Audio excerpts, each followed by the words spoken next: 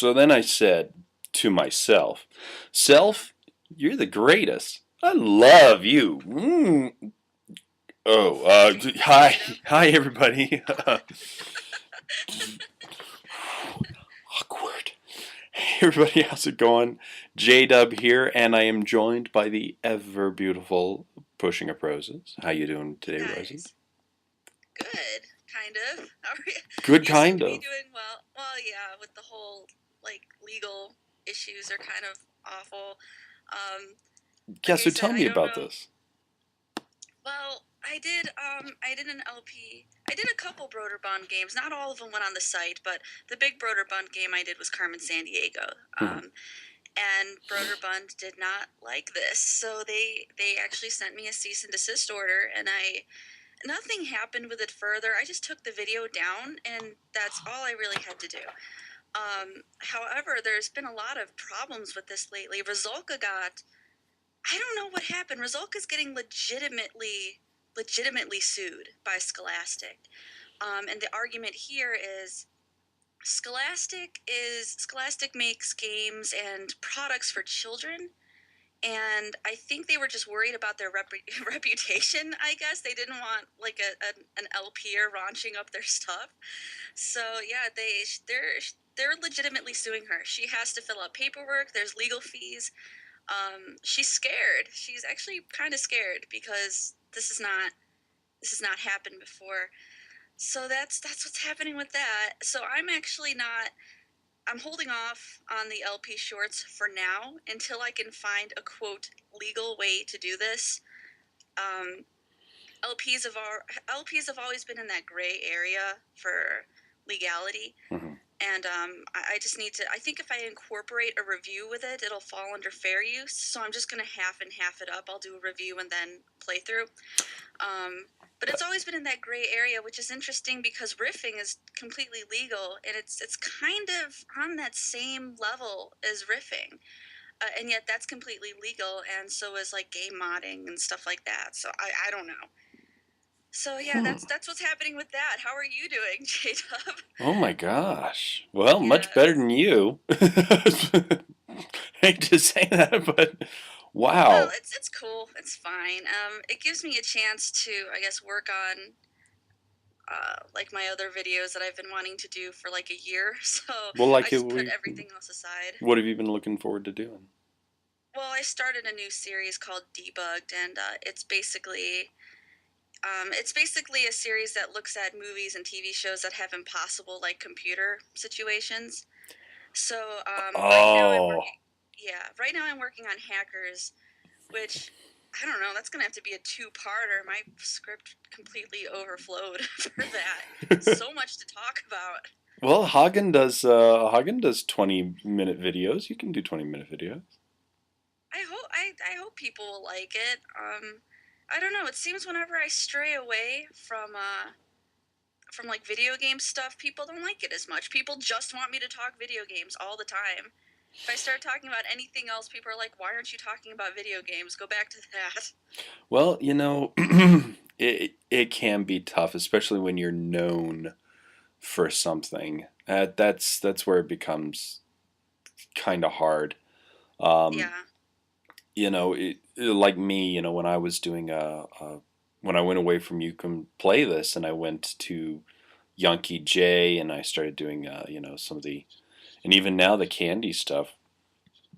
I don't put the candy stuff up because I get barely any hits on it on YouTube as it is. And Yankee J, I got half the hits that I got on You Can Play This. I get back into You Can Play This 1 week later. I'm Mm-hmm. getting good hits again. So it's very very difficult to It figure is. out how this stuff works. I think I'm going back to saying, that's what you're known for. I think I've built up kind of a reputation for being a computer nerd anyway. So hopefully It's we'll true. take what they know about me being just a complete computer nutbar and think, oh, these videos must be good because, Roses is already a computer nut. So Yeah. hopefully that'll work in my favor, but Yeah. I'm not sure. But yeah, but for now, the shorties are on hold until I get a better format for it. What I want to do is do a review and a playthrough in the same video. Mhm. Um, oh, hey, Pat. I What? will, I will roses to the proper report to the proper. Oh, nice. Very nice. Too bad for that typo, otherwise I would have been shaken. Shaken, not stirred. Mm-hmm. So yeah, we shall see. Hackers, the script is done. That took like, oh my god, the hacker script took like 10 plus hours just to get out. It was Really? so, yeah, it was, the thing with this series is I really need to go through the movies and kind of debunk all the tech error. So I have to do a lot of research in that respect. I have to research, oh, is this possible? Can you set off a sprinkler system with a computer? Why or why not? Interesting. By the way, you can't. You You can't can't? set off a sprinkler. No, no, no, no, no. Sprinkler systems are activated by heat, not by a computer. Oh, I thought And you'd this meant was like ground sprinkler systems. I was like, mine works off a computer. If somebody probably hacked into that, you could probably do it. it was me. I did it. Oh, okay. So that's No, I'm just kidding. interesting. Yeah, and there's a lot of tech errors in that movie, and it gets really difficult to do all the research and then script for it, and then put in the technical errors, and then put in the errors that are correct. Ugh. So yeah, Well, what a fun time. that's very interesting. That would be an interesting because I've got to leave a little early today so that I can finish a review on mine. Maybe that might be a good theme on how we script a little bit. How do Like you script? Because my scripting format is just like all over the place. well, with me, it actually helps if I've got other people. Like with a video game. Yeah, it still helps if I've got somebody else. So usually I have like either Rasma if it's a newer game with me, or I just play the game and I just keep my computer up right to the side, and then when I try and think, okay, what are the controls? Okay, and I go through the controls, and then and I'm recording this entire time, and then I start to go through the movements, and if I think of anything funny, then I'll pop it in. That's why my reviews don't have so much humor. So when it came to doing a movie review, like I did on Interstellar 4.5, Hmm. that one I actually had to watch through twice, and I got most of the jokes, well, a good half of the jokes, um, from other people and hearing what they thought. What did you think about this part? What do you think about this part? Oh, I thought this part was this and this part was this, and I just stole their jokes. That's all it was. So Give I'm away your secrets. yeah. So I'm like when I'm you know I'm hoping to do more movie reviews in the future. I'm actually wanting to do some movie reviews because when I did Interstellar 4.5, usually, and this might have been just because it was anniversary. It might have been because I had Paul, Nella, and Elisa on there. But I got the most hits that I've ever had. In one Nice. week, I had 30,000 hits. Holy shit, dude. I've never had 30,000 hits before. So I'm actually thinking, well, I try other things, and You Can Play This always the best one, but I think it's because for a lot of people, these games are just inaccessible. And so I get my regular hits, my regular 7,000 hits from people who know me, from my fans, and Right. they watch it.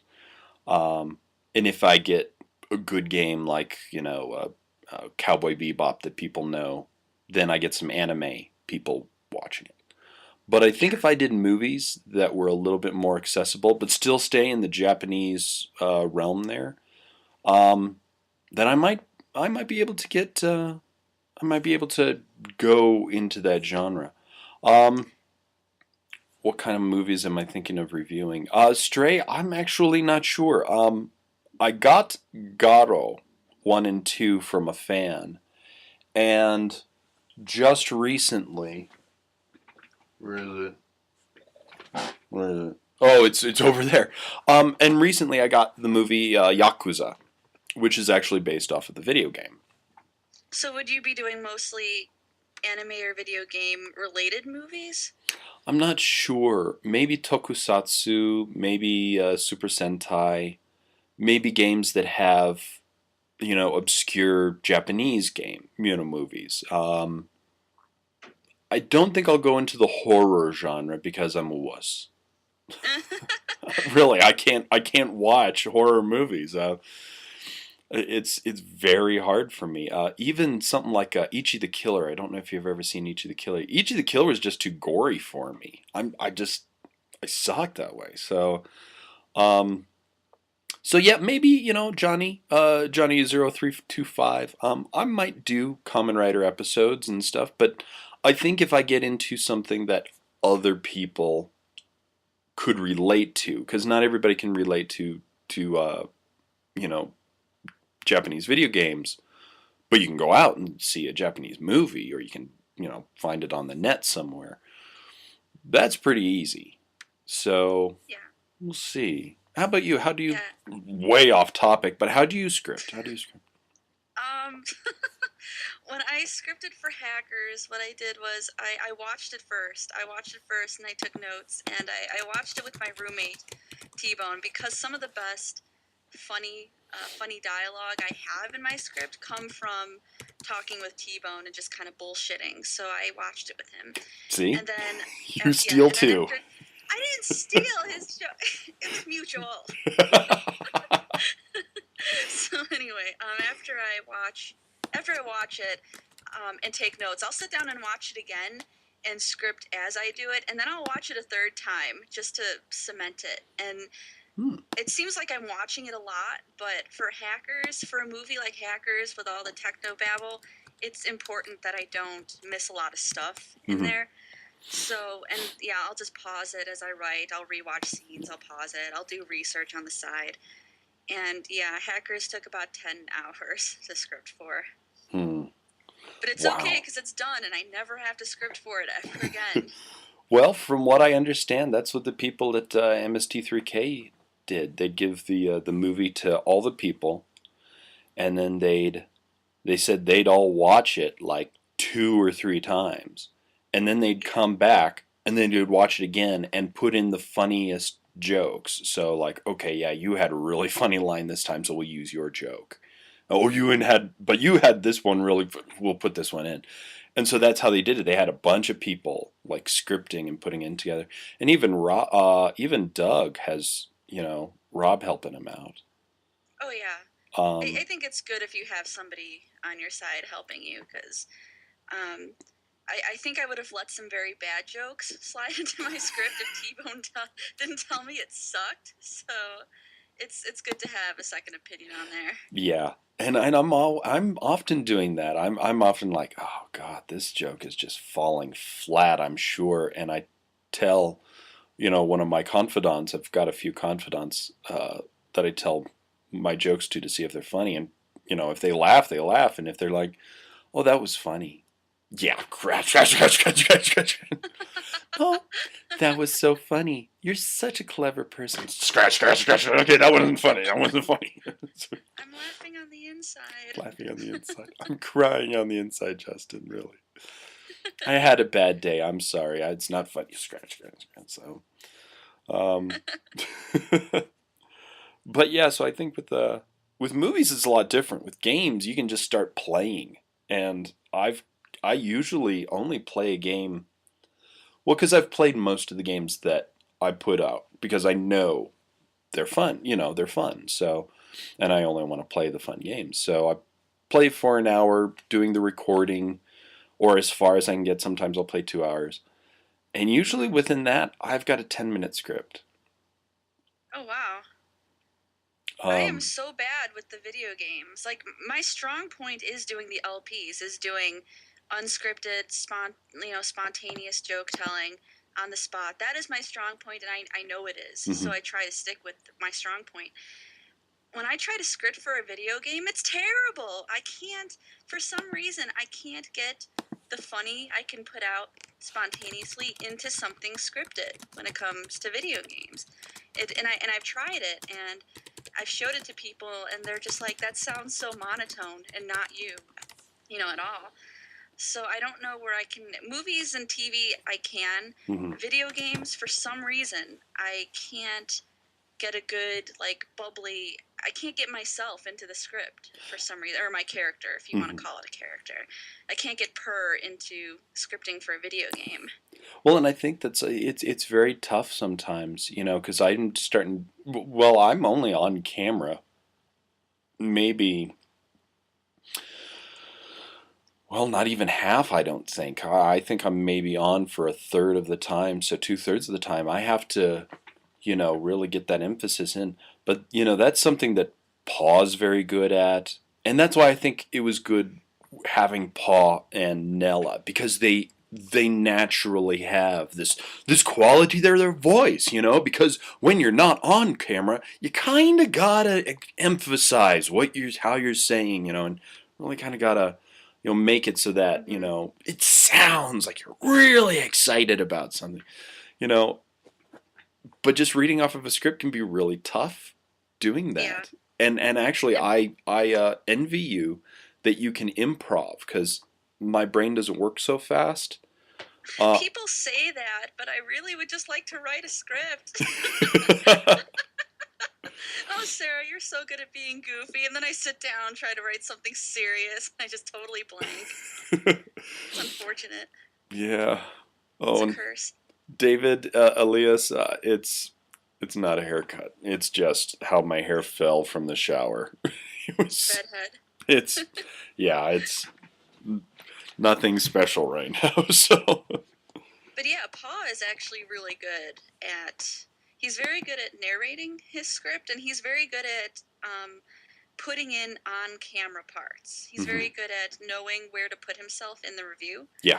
and also knowing how to narrate so it doesn't sound completely boring like some of my scripts sounded. So yeah, he's good at that. I take a lot of inspiration from Pa, actually, particularly the music movies. I take a lot of inspiration from that. Wow.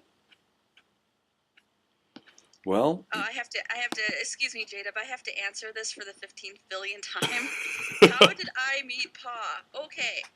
Um, I don't know how many times I've answered this, but why not one more time? I met Pa through the internet. Actually, I had a website. You may have heard of it. It's pushinguproses.com. And he found it. He actually found my website and sent me a message saying that he liked my articles, and we just started talking that way. And at some point, I also had like an awesome blog on TA, and Pa's on TA, so he noticed that as well. So yeah, he was a fan of mine. It was totally flipped. I was not a fan of his when I met wow. Pa. He was a fan of mine. So That's funny how that works. isn't it? I love it. We had Finally, somebody met me because they were a fan of me. that's actually how I met Mark. I saw some of his he was going to start doing reviews online uh, as the Psychotaku, and he's like, okay, nobody's doing it, but he had some stuff to do.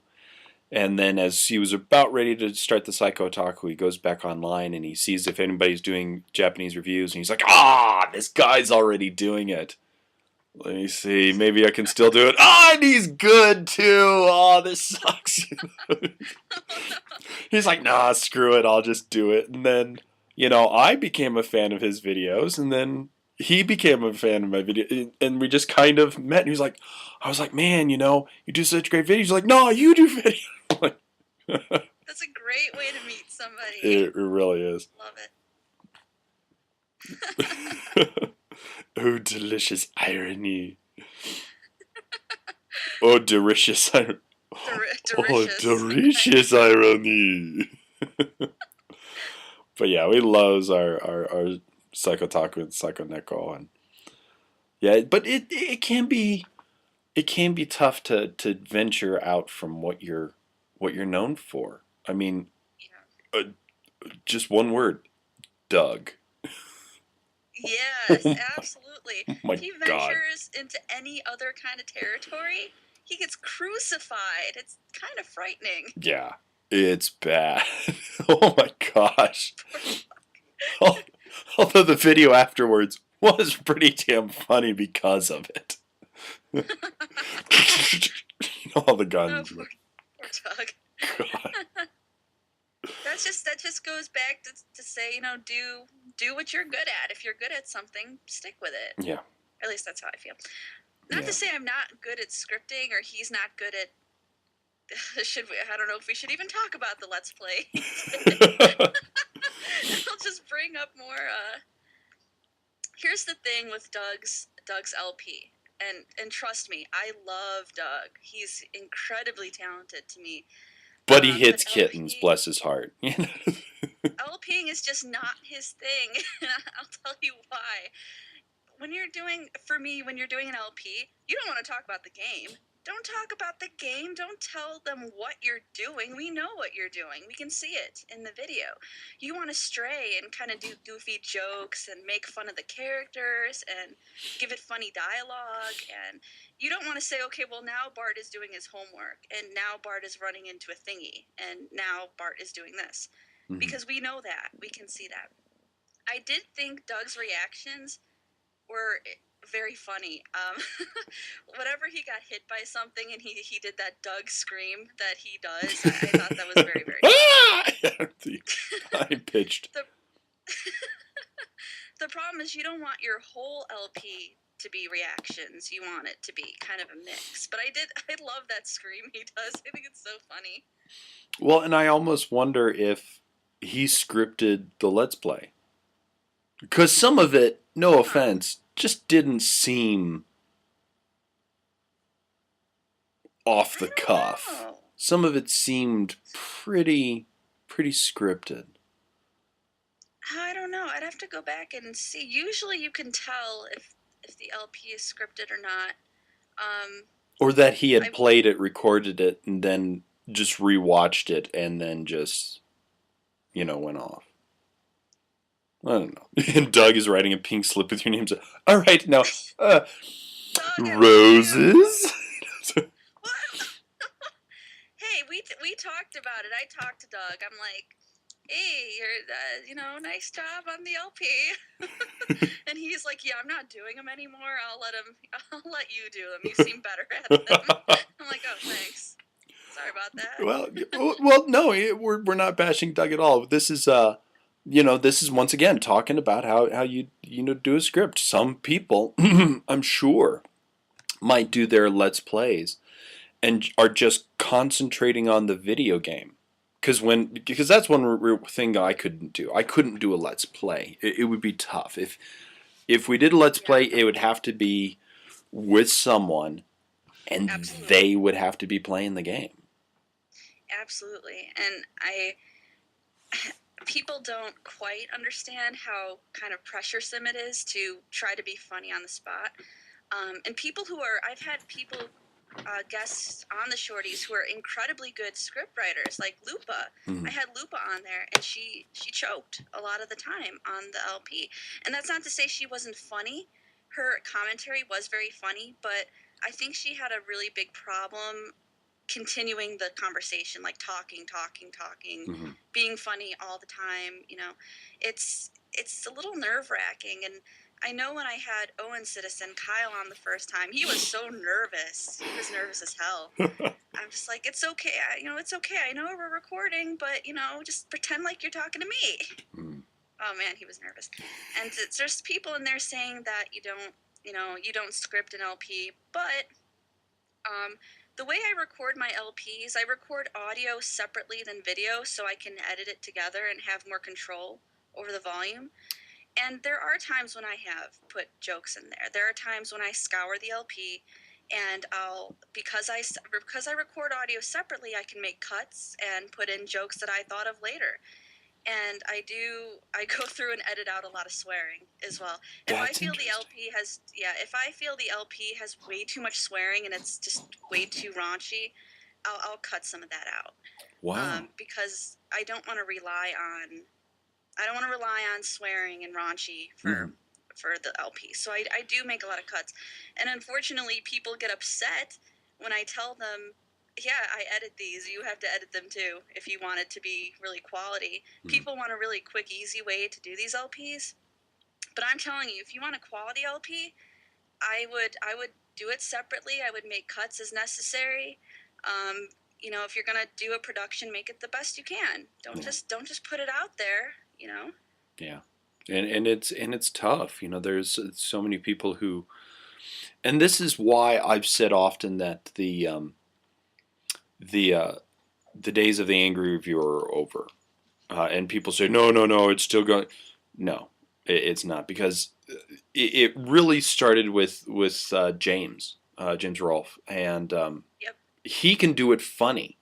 But even then, after a while, his video reviews just started becoming like, okay, how many different ways can he say the word fuck? How many different ways can he really kind of flower it up? And eventually, he started repeating himself, and people started getting a little. But then he started putting out more quality videos, because he did start from nothing. I mean, it started with a video game review, and Hmm. then he went on to camera, and then he started adding storyline, and then he started adding better and more interesting characters and fight scenes, and his video grew. But it started off very slow, and it had to peak. And so many of these people nowadays, they'll do a video on a movie that maybe everybody else has done, maybe everybody else hasn't done, and they'll just curse throughout the whole thing. Oh, this is fuck nuts. This is this, blah blah blah blah blah. Hmm. And it's not funny. It's not funny at all, and it's not watchable. After 2 minutes, I turn it off. I'm like, click. Yeah. It's really gotta. You've really got to try and build your own. How you want to do it, and for you, your forte is doing video games, but you've had those videos like you did with the monkeys. Yeah, not you're not doing those anymore, or the movie reviews. But I think that's why you'll do well in your computer reviews, with these movies and the tech, because this is interesting. This is something that nobody else has done. So this is Hmm. completely original, and that's a big, big, big thing. It's Um, it's so difficult to come up with a concept that nobody else is doing right yeah, now. It's just the internet is completely packed yeah, with it was hard to come up with that concept, but I'm glad I did, and I'm glad I got the first episode out there already. yeah, So yeah. yeah. And I think that you've done this before. You know how to script, and that's a big thing. You got to have done it before. You got to have in your mind how to do a script, how to put it together a really good script, because scripts are tough to do. Um, They are. so you've got the script, you've got the talent, and you've done on-screen stuff before, and I'm sure that I always say about, and I told Chaos D1 this, and he said, well, tell me how about this, and I said, about your fifth video is when you'll start to have gotten into your groove. Your first video will be a specific way. Your second video will be a little bit different because you'll change it. Your third video will be a little bit different from that, and it'll be kind of this wave. And when you hit about your fifth video, that's when it starts to become what it will become. And he sent me a message, I think during in the sixth or seventh video that he's done so far, and he said, "Yeah, that whole peeking about your fifth video. Yeah, you're right." I was Oh yeah, absolutely, like, I'm telling you. absolutely. But there's another person who does videos, and I would actually like his opinion on what this is too. Let's get our good friend, the NES Punk, Pat Oh the NES really? Do Punk we in have here. to talk to him? He's he paid me $20, and 20 bucks, Oh 20 my bucks. God, really? He bribed you? It's I, I'm poor, so Pat, why are you bribing J-Dub? What happened? What am I bribing him for? Nothing. Nothing. It was a joke. You I missed didn't that. go with it. I'm giving you some extra NES games to get on your podcast. Is that what's going on? Yeah, that's what. I heard it was. I heard it was 20. I heard it was $20. It was $20, Pat. man. $20. $20. Well, hey everyone in the chat. It's been a few weeks since I've been in here. I think. I don't know. Yeah. I think I came on after the marathon in a haze, Yep. still on a drunken Still marathon. in a drunken stupor. Yeah. But so how about you, Pat? How do you script when you sit down with a game and you say, I'm going to do Ice Climbers or whatever? How do you go about your scripting process? Wow, okay. I didn't get the easy questions coming in. Well, it depends on, I guess, from the outset. See, my videos have a lot of, they're skit heavy, I think. And they're storyline based, as well as doing a review. So it's really thinking about from two different areas. First, you have the actual review of the game itself. And then I have, how do I write that into anything above that? And sometimes, usually I do, but there are times where I don't, where it's just straight on just game review. So I basically have to play the game first to see what jumps out at me, obviously gameplay-wise, what's interesting about the game. But then how can I apply it to any other sort of storyline, or how can I just expound upon something inside the video, make it bigger than that? So basically, for the most part, you play the game, and then I write up the game review, and then I've gotten to the point now where most of the time my game reviews can stand by themselves. I don't incorporate a huge amount of any sort of skits or cutaways into the videos anymore. I think that's a much better way to do it, because then you can choose just to watch the review and say, oh, I don't like the storyline crap, let's not even deal with that. Jump 2 minutes into the video. It's still an objective review. I'm not trying to be overly artificial in terms of yelling and screaming at the game, or trying to be too jokey when the game doesn't really need it to be. It varies, but that's where I'm at right now. So I'm not sure if I'm answering your question or not, but that's the way I go about it. Do you have somebody else that you run your jokes or your skit or your storyline off of? I don't. When I probably should, because I tend to write too much, and if anything, my videos tend to be too long. And so my friend Ian, like you saw my last one, Devil World, he said, I think that the end part went a little bit too long. And I said, you're probably right, but unless someone's editing with me, it's very tough. It's tough to get that feedback, because it's hard to know how I'm going to edit when I'm writing. I usually have an idea of how I'm going to edit when I'm writing, shot for shot, but until you're actually editing it down and trying to time it out, it's a lot more difficult for me to do that. Yeah. What do any of you guys have anything about questions to Pat or Roses about, or even me about scripting or anything? Or I have a question for Pat. Am I allowed to ask? Oh yeah, please. Oh my God, Pat! Seriously? Is this a fangirl on here? Who is this? She's a cutie. Yeah, I'm a huge fan of your stuff. Anyway, I have a question. Oh, come on. Click. I'm a fan, you know it. So, in regards to like storyline and scripting for yourself, how much do you think that yourself online is yourself in real life? Like, is Pat the NES Punk a character, or is it a dimension of Pat in real life? It's more an exaggeration of parts of my personality. I am a little nuts in real life, but obviously I'm not as nutty as I am in the video. Sometimes I am. Yeah, I've never seen his eyes go the Pat NES Punk. I've never seen him go that super huge like he does on the video. Like you guys saw some of the marathon, so I can be pretty wacky. I can be a little off the wall. But I mean, in the videos, I come off not just wacky, but partially, I think, insane in some parts, which is fine. So yeah, it's more of an extension. And obviously, if you're doing some sort of acting or video where it's comedic, it's unless you're really working with talented people and a lot of different people, it's kind of hard to be understated with comedy unless, like I said, it's like a group and there's someone to play off. If you're by yourself, you can't really be understated. Mm-hmm. You have to really go a little more over the top, in my opinion. Hence, people like James and his videos, Doug Walker, they're larger than life characters because they're just by themselves. Mm-hmm. It's kind of hard to have dry sort of Coen Brothers wit when you're just by yourself for the most part. But if I do a skit with, say, Frank or with Ian, or in the past Allison, then yeah, I can kind of be, there can be more interplay, there can be more subtlety to the comedy, because then you actually have character interaction, which is always superior than just being by yourself yelling at the camera. Yeah.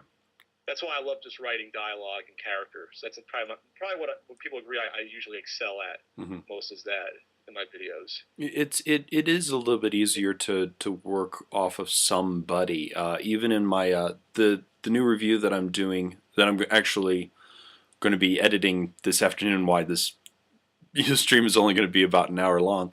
Well, maybe going over, but is that so the Rune Factory review that I'm going to be putting out, I've got a second person. And when I finished the script, I sent it to that person and I said, okay, could you look it over, make sure that I stay on topic, that I don't, diverge too much, and that I keep to an informative review. And they said, well, yeah, actually, this works very well, and I really like the back and forth dialogue. And I was like, oh, okay, well, I'm good at that. And I guess, the same thing happened with, when I did Interstellar 4.5, because that was my first time doing a movie review. And to have everybody doing it back and forth was, pretty easy for scripting. Mm-hmm. Yeah, you have more than one input, because even if you write character dialogue yourself, you always have to present the other person, and they need to basically to say, okay, this is good, or maybe we can tweak this. They'll always have some sort of input, whether or not it's light or heavy. Mm-hmm. Even if it's just changing around the structure of wording in a sentence, that can really beef up the comedy or change the entire meaning or tone that you may not even realize when you were writing it, writing it down at first. So whenever I do work with Ian's very witty and acerbic and surly, and so he will usually change up some of the lines a little bit, but there's some that he'll just change entirely to match his personality, and his personality shines through a lot more. And I've directed actors in the past, going back to college, and I always sort of, if I'm unsure, I'll always sort of bow to their judgment about how something should sound, because it's their voice. They're the one acting it. If it doesn't seem natural to them, it's not going to come off naturally on camera. Yeah. So worst case scenario, they're gonna, I think it's well written on paper, but when they speak it on camera, it's very stilted or it's awkward to them, and you can hear that, when you view it. And so if they have a different interpretation of the dialogue, they go for it, they try it, and usually it's a lot more natural, it's a lot better. And a lot of times there'll be lots of little gems through interplay that'll happen, even if they change something, and then you have to change your dialogue to match theirs, and then it comes off more naturally. And that's part of the process I like. Yeah.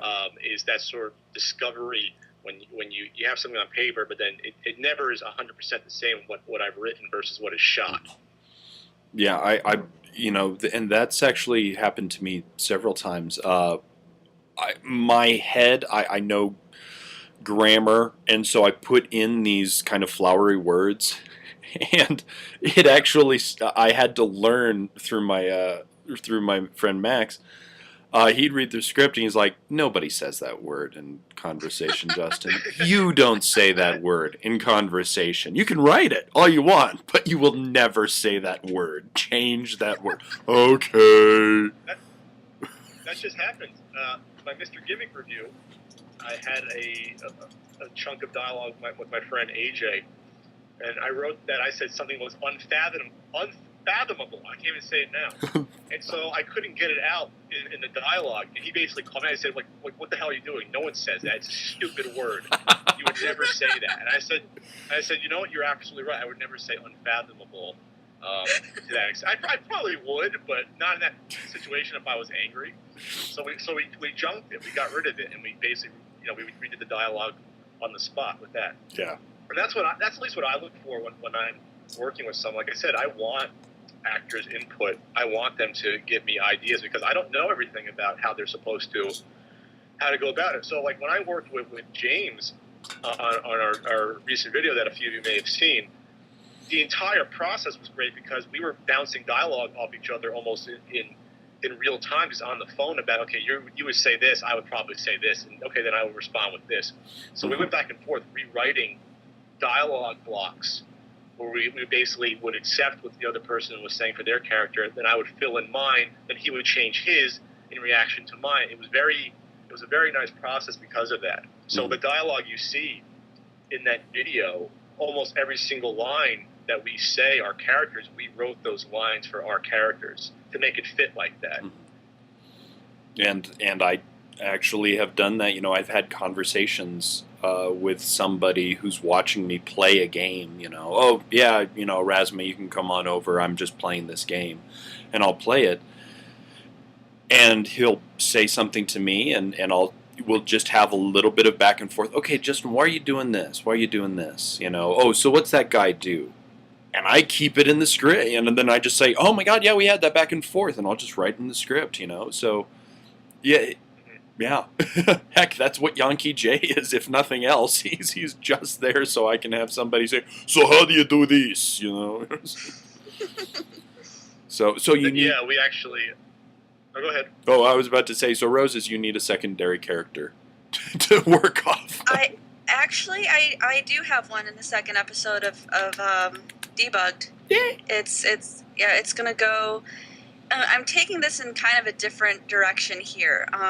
The first episode of Debugged was kind of a guinea pig. I needed to put it out there. I needed to see if people would be receptive to the concept of talking about really techie computer stuff, and people showed an interest in it. People were like, "Oh yeah, I love talking about this techno shit. They're gonna be great." So I got that out there. And now that it's received well, now that it had a warm reception, I can go ahead and put a bit of a story arc and more of a character with the Hackers review. So actually, T-Bone plays a pretty big role in the next episode because I have to give an example of social engineering. So I actually play a little bit of a social engineering prank on T-Bone. I steal his credit card information. I show people how to do that. I don't know if this is a good idea. And one of the things that I think, and for anyone in the chat that wants to get into writing or explore further, is that characters, to me, are defined mainly by how they interact with other characters, which I think is forgotten. And especially if you're doing online videos, you can forget because a lot of these videos is just one person. If they're playing a character, how do you're not interacting. But when you get the chance to, I think that's when you really learn about your character itself. Mm-hmm. When you're writing something and you're thinking, okay, how would this character respond to this character? And sometimes you surprise yourself when you're writing. You're like, oh wow, I didn't expect them to say that or do that. But that's when you really discover and really fine tune your character work at that point. So, for example, my first few videos, there was no one in my videos except for me. So it was not necessarily awkward, but I don't think the quote-unquote punk character was well defined or starting to get defined until Allison started showing up in the videos, 3 or 4 videos in. And at that point, once you saw, okay, this is a guy interacting with the girlfriend that doesn't like his game collection, now you're starting to get facts of, okay, now this guy, he values games more than the girl, or he's starting to let the games grab a hold of his life. Before that, you really couldn't think that until you saw it go through another character in the videos. Mm-hmm. I can definitely see that. Yeah, actually, when I watched... Go ahead. Go ahead. I was going to say, when I watched the... Roses, you go first. Roses. You go, Roses. I was going to compliment Pat. I was going to say, when I watched the Allison videos, that actually gave me a good feel for your character. Actually, and I felt that they were really strong. They were really well acted, and people get a better idea of who Pat the NES Punk is through those videos. Yeah, so I'm done now. Okay, so for example, and even that didn't know where it was going, because the first time Allison shows up, and you have to really know my videos in order to get this nuts over your head, but I'm just giving you guys an example. The first video with Allison, she's just some girl that shows up, and it's a little joke that she shows up, and I want to play DS with her, and then it's my goal of $13 for top secret episode, and then I try to kiss her, she needs me in the nuts. It's a quick joke, it's over with. Then from that it kind of grew into, okay, what if I really wanted a relationship with this character, or she had a relationship with me? How would that actually occur? And then that's really where it kind of jumped off from there. And by the time it got to, say, the Panic Restaurant video, we had full blown sort of a history between the characters, and we had something going there, and there was a dramatic payoff to that. But at first, I had no idea it was going to go in any direction like that. It can be weird how sometimes your characters will force your hand to go in a direction. I actually didn't expect Yankee J to send the videos the way that they did. I was just thinking that he was the troublemaker type of guy, and whatever. But after people started actually talking about him and actually after once he was in videos and stuff, as I started to try and think of how I could use him, it really did kind of twist and move the videos into a direction I actually didn't expect. Yeah, I think sometimes it gets to the point where if you discover something about a character where you're portraying the character itself if you're moving away from where it should be going, mm-hmm. if that makes sense. Yeah. So you're obligated, at least this is how I write, you're obligated to be truthful to all the characters you're writing, and you don't sacrifice how the character is supposed to function in the psychology of the character just to get somewhere that you want to get. It has to be led there naturally, or else it doesn't work. Yeah. This is actually giving me an idea. I think I may need a cameo from you, J-Dub, in a future Debugged episode. Okay.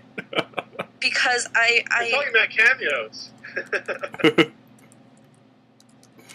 I'll contact you later. I'm getting ideas.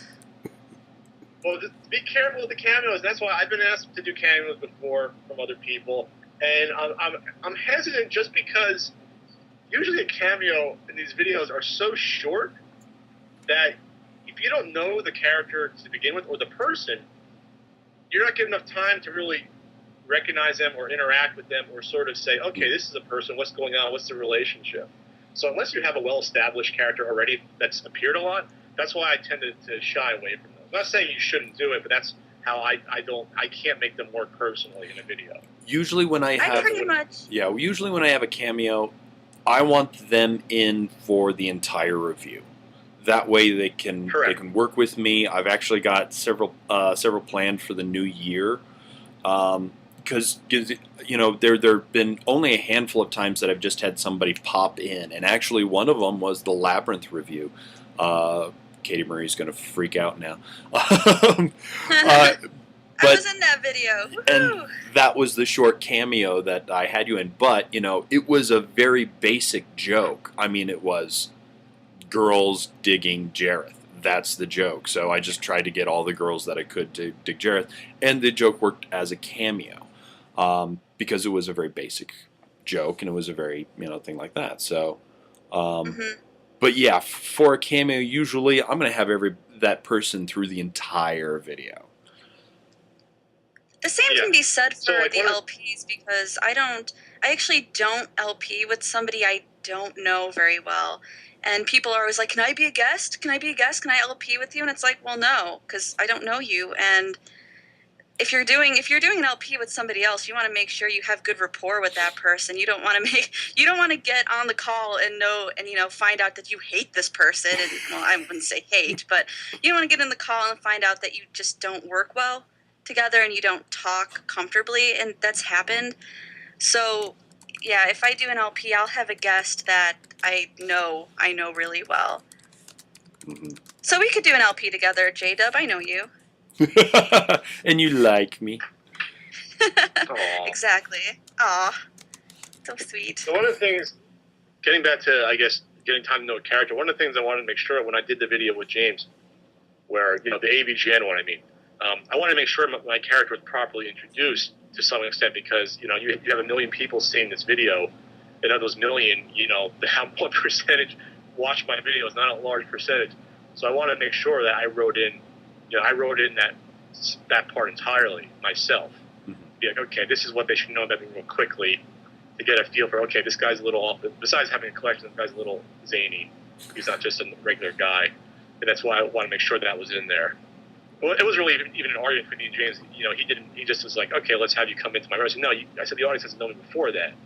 Otherwise, you're going to waste part of the video while we're in your room getting to know me, when by that point, they should kind of know who I am. Yeah. And just, so you don't have to worry about that. You just go from there. Yeah. Introduce the characters, make sure people understand this guy is here because this happens, you know, because they have this in common with this person. And actually, I think that worked very well. He gives you a call. He says, "Oh, I know a person who's got a great collection. Maybe he does have it."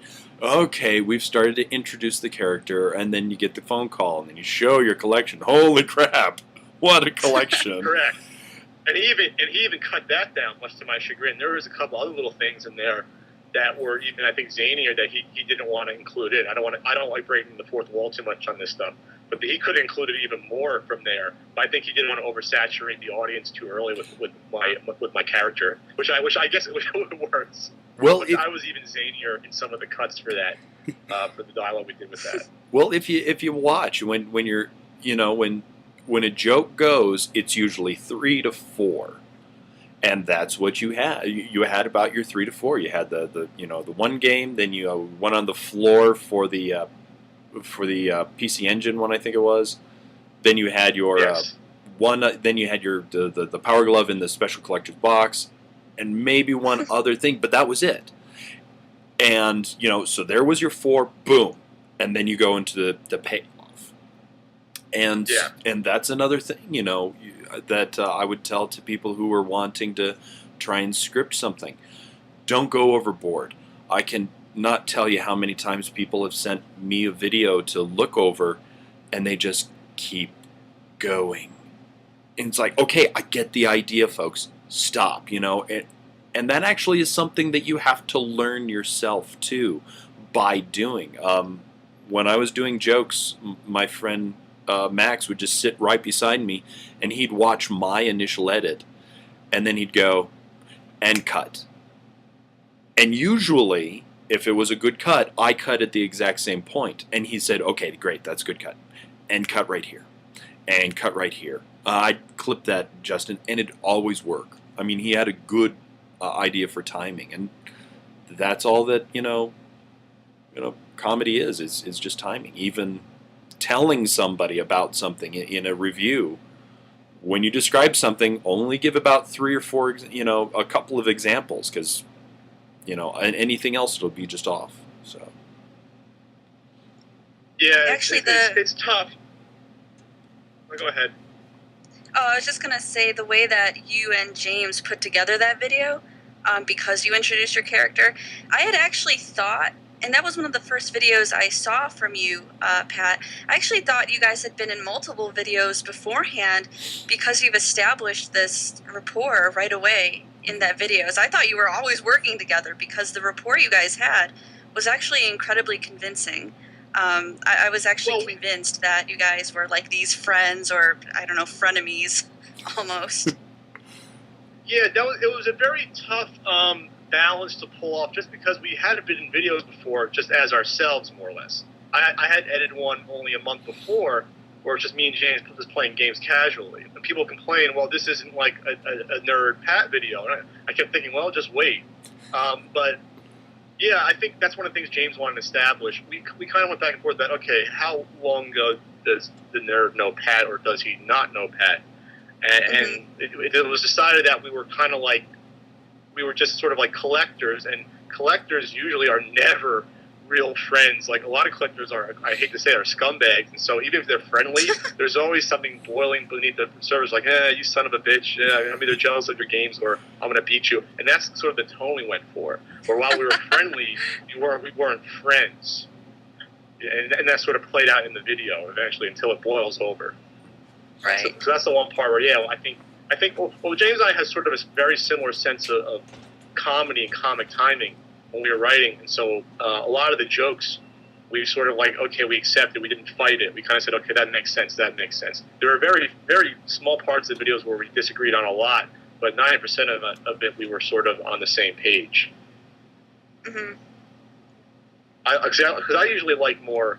I'll just adjust on here. I like more awkward timing and awkward comedy in terms of let things linger and sort of let the characters sort of just discover that they're in a weird place.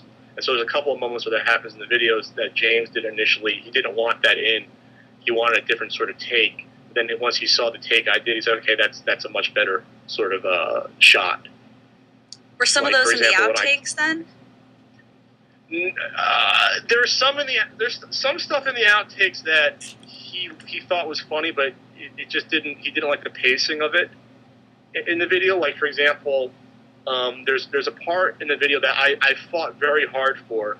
That he originally wrote it out, and then I wrote it back in a draft, and then we were kind of went back and forth. Where I'm making fun of him while he's playing for all his past reviews that I didn't agree with, and that's in that most of that's in the outtakes. And he was laughing his ass off when we were doing those takes.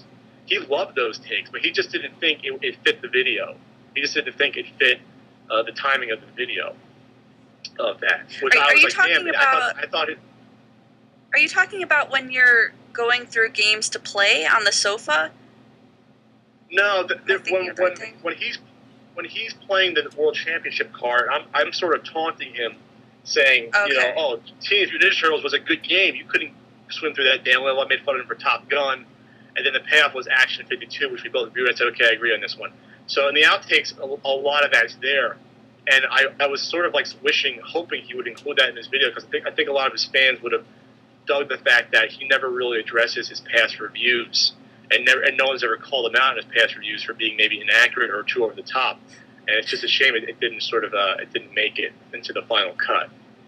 Yeah, the outtakes are hilarious.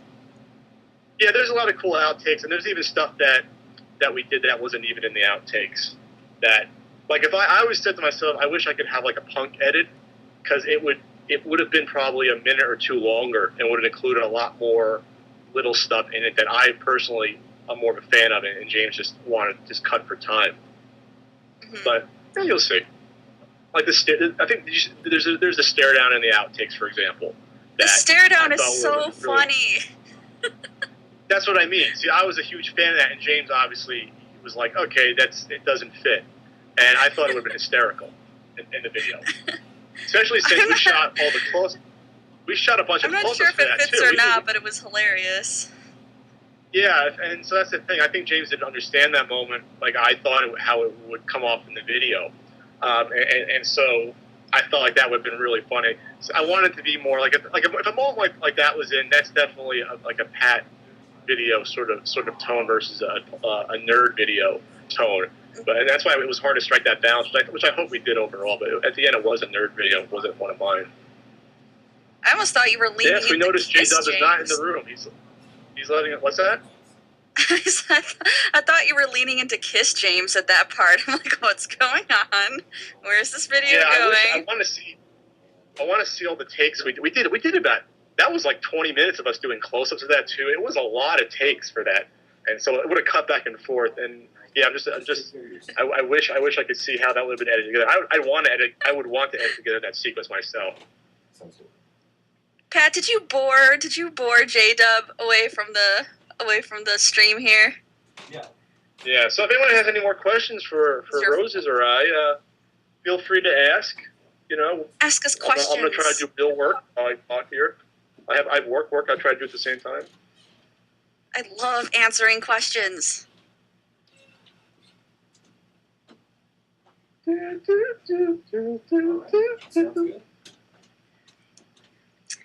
How do you write signs? Oh, cool. I'm glad you like that. Have what? Who would win in a game of combat? All right. Roses or Pat? We'll talk to you later. Well, clearly me. Combat on Atari. All right. Common Combat. Sorry, guys. I had to take that. Had to take a call for. No problem. For the December video, so have to take this call. Excuse me. Yeah. Are you going to do any more? Someone ask. Yeah, go ahead. How do you feel about storyline style reviews versus straight reviews? I guess it depends on who's doing it, because there are clearly people out there that do straight reviews so excellently. Like Chris Bucci's Turbo Views series is arguably, to me, one of the best straight up video game review series anywhere I've ever seen, and it's a shame he doesn't get more play. But I can't imagine him trying to do a storyline just because he's established this very professional journalistic review of TurboGrafx games. Mm-hmm. For other people, you can't imagine them not doing a storyline based, review. Like James's videos, he's established this wacky sort of Looney Tunes comic style that, I mean, he can do a straight up review, but at this point, his videos have gotten to the point where there's always something outlandish that happens. Mm-hmm. So I guess it depends on. Depends. Do you think it depends? Yeah, it just depends on the person who's doing it. I can't imagine Doug doing much of a storyline with his NC reviews. I always thought they were pretty straight up reviews, and I like them that way. So it just depends on the person, really. And he can do I like them every both. once I like in a while. storyline and straight reviews. It just depends on who's doing it. He's done a couple of them where he's extended the story, one video into another video into another video. But even then, it is kind of tough to do a storyline too. I mean, the Warion saga, you don't want to just throw in, a review. You've got to have it work that way, and that's actually why I really liked Apollo Z Hack. I think he had already had 3 videos out, and he sent me the third one, and he asked me to look it over. Or was it the second one? I think it was maybe the second one. And I watched it and was like, wow, you've got a lot of movie here and very little review. And for a guy who's the reviewer, you really need to put more review. But otherwise, I thought your story was solid. And he worked on that, and he changed stuff, and he was like, yeah, you're right, it works a lot better. Just even extending it a little bit, making these things a little bit clearer. And it was still movie review movie. But I really liked it. And actually, that's kind of how I wrote my Warion, was because of his, review saga. And that's how the December one's going to be. The December one's going to be a storyline, just like Linkara does every once in a while. Ooh. I can't wait to see it. Oh, I can't wait. I can't wait to see it. I've got all this footage that I need to put together. My next video is going to be storyline based as well. You might have a character returning from the past. We'll see. And I might do a Christmas special. I've been debating it, but my Christmas video will not have a review in it at all. It'll be a pure special like last year, which was a TurboGrafx retrospective for Christmas. I'm just going to do a special, Christmas video. Okay. And then retire. And then retire. And then come back after a couple of days. Announce my retirement at MagFest, and then have 3 people go, "Oh no, Pat, say it ain't so." Say it ain't so, Pat.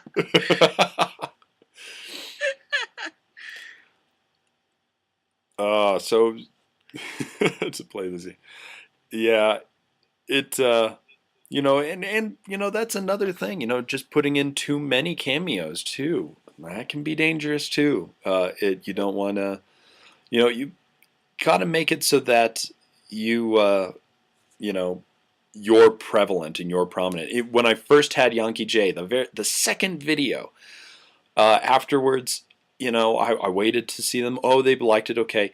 And then when I brought back, or I think it was actually the third review that I did with Yankee J, and then the second season brought him in the second video. And I said, how often do you guys want to see Yankee J? And people gave me a resounding, not that often. I was like, really? I was like, So was that? why? And they said, we don't, and I asked, I was like, do you not like the character? And he's like, no, we like him. We just don't want to get bored of him. If something's in there all the time, like if I did a consistent Yankee J dub, that'd be a different thing, because that'd be my typical review, because he'd always be there. But if he's coming in and out and in and Boy, that sounded really bad. If he's appearing in the videos and not appearing in the videos and appearing in the videos, then it becomes kind of passe. And I completely understand that. And it's the same thing. If you always have people cameoing in your videos, it's like, okay, well, who's going to be this time? Because they always have somebody in their videos. And it might get a Yeah, and little then dull. not just that. I think the strength of your work has to be on your bread and butter, and if you have to rely on too many other people coming in, then it comes to the point where why are people watching my videos? Are they watching it for my work, or are they watching it to see someone else Mm-hmm. in the video? Actually, I have very limited cameos, very limited in my scripted stuff. I have the most person I've used is probably Paw, and for me, Paw makes sense because we've always been kind of partnered up, and we've always had this really great rapport. Mm-hmm. So if I do want a cameo for someone and I know the person really, really well and I know that it's going to work, I'll ask Paw for a cameo. But in my scripted stuff, like in the Monkeys video, I don't think I even had any cameos. And it's simply it's more the reason of I don't really want to write for somebody else. Not that I couldn't, but if I don't know the person, I don't feel very comfortable writing Mm-hmm. for somebody else. So I generally stay away from putting in people unless it's Paw. Yeah. So yeah. Yeah, it's tough. Writing for Spoonie was tough.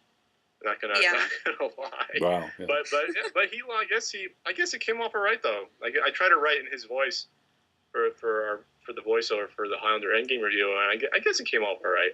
Yeah. The more you know somebody, the little bit easier it is to write for them. Mm-hmm. But well, speaking of which, I gotta get going and working on that review so I can get it out and out and about. That will actually be out tomorrow, or even tonight if I can get it. But I've got a lot of filming. I got a lot of filming that I got to do tonight. Actually, that's what the phone call was about. So thank you so much, you two, for joining me today. I really. You're welcome. This was a lot of fun, and I think a lot of people who had been thinking about doing videos may have gotten a lot of good information about that. So thank you both. Except you don't want to mess with Broderbund or Scholastic. Don't We've all learned something. Don't do any. They come after you, huh? Don't do it. Oh, quickly tell him about what happened. Oh God, I got a cease and desist order from Broderbund, but that it's okay. I took the video down. Whatever. My other friend. Which video was it? Carmen Sandiego, Broderbund. Because you put up a Let's Play? Yeah. And my other LP buddy, Rizalka, she's an awesome LPer, very, very funny girl. She did a Scholastic game called The Magic School Bus, and she got legit sued. We're talking paperwork, legal fees, written documents. It's ridiculous. And like I said, the argument. I don't know if they did or not, but I know that she's going through a terrible time with this.